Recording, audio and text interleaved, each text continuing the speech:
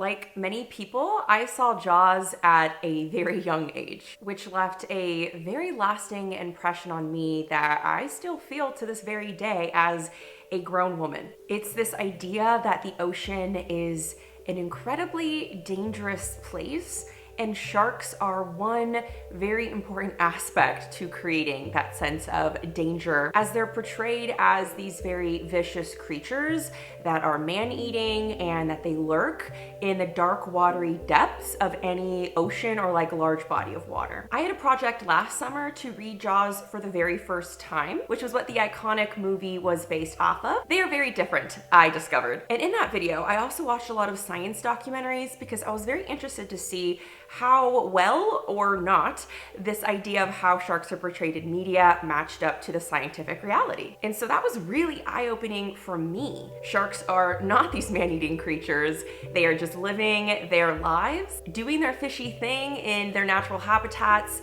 and there are things that just happen when humans interact with them. And so that really brings me to this current project. My goal with this video is to learn more about sharks, to think more specifically about their portrayal in literature and also in films throughout time. This vlog is going to be a blend of both movies and books that feature sharks in some way or another. First up is going to be The Meg. The book itself actually came out in the 1990s, which the film adaptation I recently saw just about a month ago, earlier this summer. The author was heavily inspired by the popularity of Jaws and really sought to kind of add to the shark attack genre. I'm interested to see with this book whether or not he adds anything new, anything different, or if it's just going to be like a ripoff of Jaws the book. Obviously, you see some integral tropes of the shark genre play out in that movie, but I really do feel like it is different. It's a different experience than Jaws. I hope this novel is a hit for me. Let's dive in.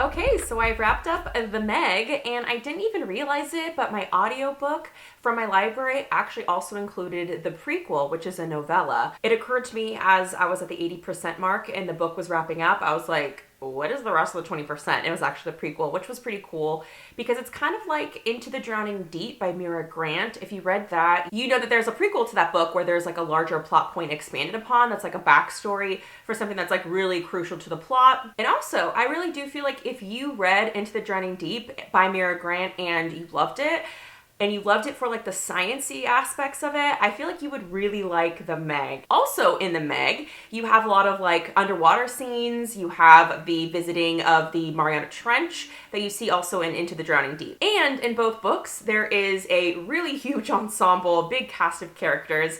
It got a little confusing in both books for me, but I think Into the Drowning Deep does a better job at making them all differentiated in terms of like their backstory and personalities. In Meg, I just found myself just questioning like, hey, wait, who is that person? How are they related to our main character? What's their whole backstory? It was a little bit confusing. But overall, I really enjoyed The Meg, which was surprising to me because I guess I've been under the assumption that it's like a really trashy novel, like a trashier version of Jaws. But I've read Jaws, I read it last summer, and I really feel like Jaws might be trashier than Meg. Because I'm thinking about the mob subplot of Jaws as well as like the characterization of the wife. And there are some elements, don't get me wrong, of Meg that were like a little bit on the trashy side, specifically the portrayal of women.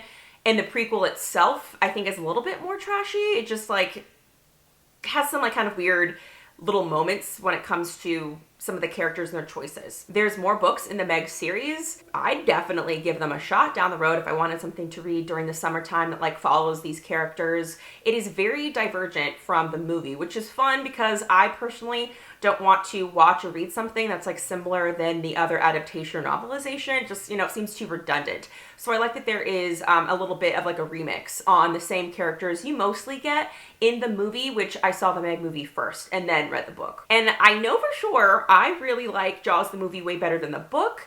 But when it comes to like the Meg, it's like kind of hard to decide because it's like two different things.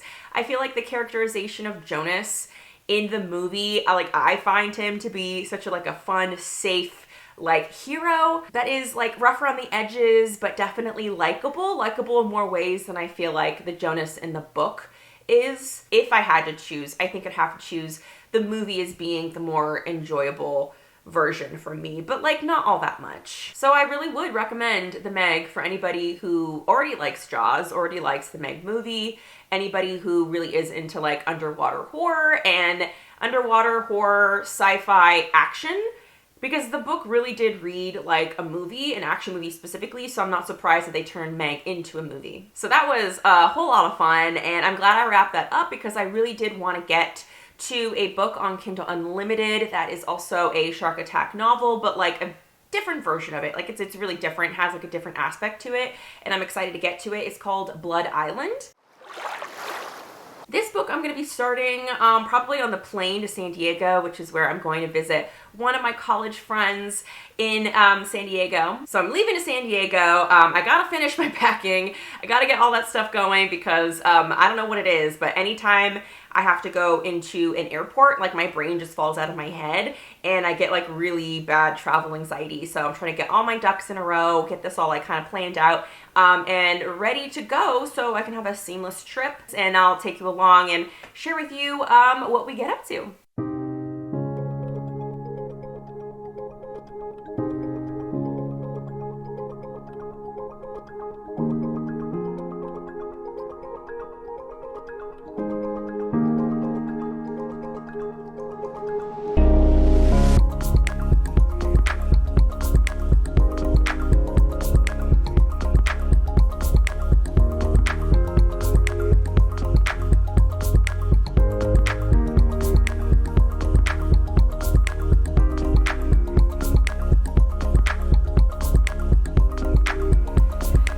Okay, I'm back home.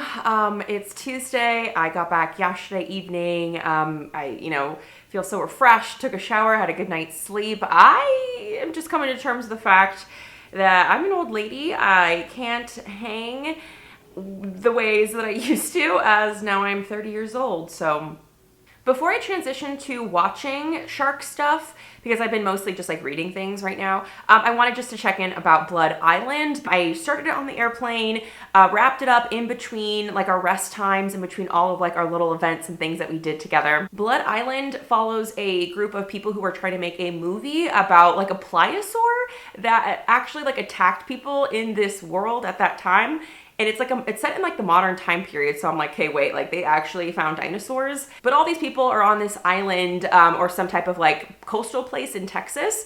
And they're trying to make a movie, a horror movie. And you have like actors that have like their own issues that they're dealing with. You have directors, screenwriters, all these people who are trying to make a movie. They're kind of in the middle of all of this. And they really do take center stage. And I really enjoyed it for what it was, which I think is trashy in the most loving sense, of course. Creature feature, shark attack, and it's really short. It was just about like 140 pages. It read really quickly. You had a big ensemble. You had a lot of people to kind of keep track of. In the beginning, it was kind of hard, but I felt like as I was going the way that the author wrote, they would kind of sprinkle in things every time they changed POV. They would sprinkle in things and information that had you kind of triggered and thinking like, oh yeah, this is this person, this is this character, this is how they fit in, this is their job. And just these like little quick reads, I get in a mood for them, especially like with like kind of more trashy quote unquote books that aren't necessarily for any kind of social commentary or any kind of explicit distinctive message, just to have fun. And I had a whole lot of fun with this. Sharks are a really fun part of this story, but they aren't the only villain or creature that is a part of the plot. And I think that really shook things up, other than like some of the portrayals of women, which is kind of a huge facet, unfortunately, of trashy fiction. You see really strange depictions of women, but I think there's like other stuff that creates a little bit more diversity of representations of women in this story. But other than like that kind of qualm, I found it super fun. There's like some spicy scenes in there. Now I'm really excited because I have a documentary that is highly recommended about sharks, specifically like the shark exploitation genre that really rose to prominence after the release of Jaws, which was a hit from the beginning. It's like the perfect documentary that like is at the intersection of horror film history and cultural studies, so it's like my bread and butter. And I'm thinking of making my Blood in the Water mocktail again. If you're not familiar with that, I did do a recent video about that. I'll leave the links down in the description if you want to make it for yourself, and I have some plans to like remix it. So it's time for me to get a little crafty. That documentary was so much fun. I'm basically a shark historian. For a little bit of context, Sharksploitation is a documentary that I believe is a Shudder original that you can only get with that subscription for that streaming service. It's a documentary that tracks the trajectory of shark attack movies before Jaws, and then how Jaws, the movie, and the book changed the game for shark media, specifically movies. So it really is super in-depth. My partner and I watched this documentary together last night as like a little Shark Week date night. I made him one of my drinks and I kind of like jazzed it up a little bit. I added like a sugar rim using some grenadine syrup so it was like a little bit pink. I also used those Temu ice trays that are like shark fin shaped, and he loved it. He was like raving about it. So you had a lot of really diverse people here when it comes to people who are part of like oceanography, marine conservationists. You have film directors, you have people who have written on these things, you have people of color, you have women. It is just a very diverse group of people who you're hearing from. And I really loved getting to learn more about shark content, shark attack movies. It's so unfortunate to see in this documentary how negative the impacts have been on marine life in general and sharks in specific because of the ways people have reacted to like fictionalized events and thinking that is like actually how sharks behave in the wild. I'm not surprised by that, but still it's really sad to see the consequences for sharks. So love the sharks. It gave me a lot of empathy and compassion for the specific creature that I already had, but like definitely deepened it. And just randomly here, something off the top of my head that like really shocked me is that there was a movie that came out right after Jaws that featured the death of somebody who was a cameraman in the water filming sharks, and they kept that footage of this man dying in the movie. Like, how is that even legal? I don't know. That was shocking to me. So talk about exploitation. Like, this documentary got me so obsessed with shark media. I have heard about Sharknado, but I've never given it a shot. I think I'm definitely going to watch that today. I'm also going to start the Goosebumps book that is part of Kelly from Kelly Hooked on Books' Summer of Stein book club. So this one features a shark. I don't know to what extent it plays a part of the story, but it's on the cover. So I think this would be perfect as like a little quick read for my Shark Week adventures. And definitely did cross off a prompt for the XMAS Evil Krampus Evil board.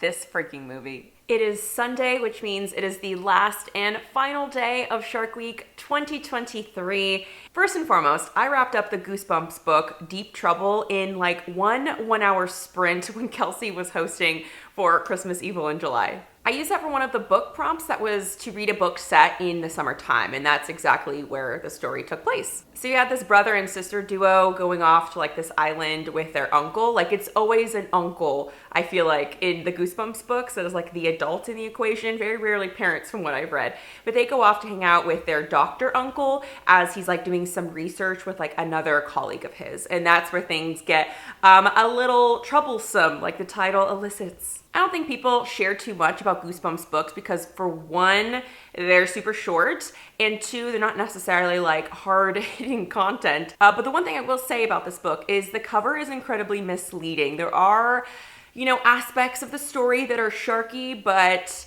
yeah, that's all I'll say. So I was disappointed, but I do feel like this was one of the top Goosebumps books that I've read because I really enjoyed like the moral of the story, very much like pro-marine and like ocean conservation. So I like the message of it. And then despite my better judgment, a few days ago, I did watch Sharknado for the very first time. I was inspired to watch Sharknado because I watched Sharksploitation, which gave a lot of time to the sci-fi original movies that centered around sharks. It seemed to me that if I was trying to understand the shark attack genre when it came to like movies, I needed to really watch this movie because sci-fi original movies seem to like really up the ante of like wild, bizarre, crazy plot points when it comes to shark movies. To me, this movie felt like a really formulaic shark movie where you have all the archetypes, all of the tropes. You have that really strong, hyper-masculine male lead that is supposed to like save the day. You have the character that has previously been scorned by sharks and really has a vendetta against them and is seeking their own personal form of revenge against sharks. So it felt super tropey, but I couldn't get over the acting. And after watching the Sharksploitation documentary, I gained a lot of appreciation for the ways that this movie was directed and produced. Very resourceful with a very small budget to accomplish really big, grandiose cinematic feats. But that's not to say that they did a good job at it. I'm really glad this vlog gave me an excuse to finally watch Sharknado because it really did take Twitter by storm when it came out. And I think it highlights how far the shark genre went in trying to like one-up itself. I can enjoy a shark movie like Sharknado, where sharks are definitely the villains, no empathy given to them there, but then watch those Discovery Plus documentaries, watch my little shark ambiances as I'm reading, and just be like in awe of them as creatures and have a lot of respect for them. Although it's really hard for me to understand why I enjoy making villains out of sharks, one thing I do know is that they are just so easy to villainize, to make the bad guy. Whether it's a shark attack that actually happens in real life or a movie that's released, people will watch it. And as somebody who has a huge phobia of ocean water, thanks to shark content and media, I feel like it's a way maybe possibly to experience a type of like catharsis and really kind of push myself beyond those feelings of fear that can be really destabilizing. Or maybe I just love a good horror story. I'd also love your thoughts on any of the books and movies I featured in this video. Huge shout out to all of the sharks, obviously. Huge shout out to all of the Christmas Evil in July hosts and participants. I had so much fun this past week and a half getting all those prompts crossed off. If you're looking for more of those spooky summer vibes, I have a whole lot of content on my channel that is all about this theme. I have one video right here I think you might like if you enjoyed this video. Thank you so much for watching. I'll see you all in my next video. Bye!